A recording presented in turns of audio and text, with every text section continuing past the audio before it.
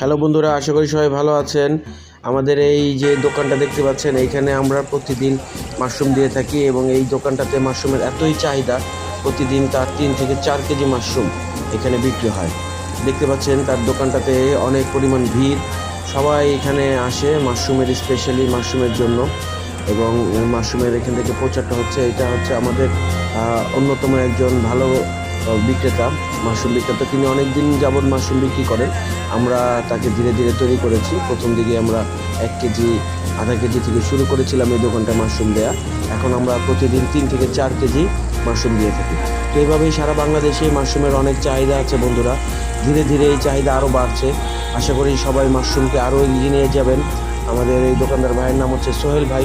তো তার জন্য শুভকামনা রইল, সবাই দোয়া করবেন আমাদের মাশরুম ইন্ডাস্ট্রি যেন আরও দ্রুত গ্রো করে।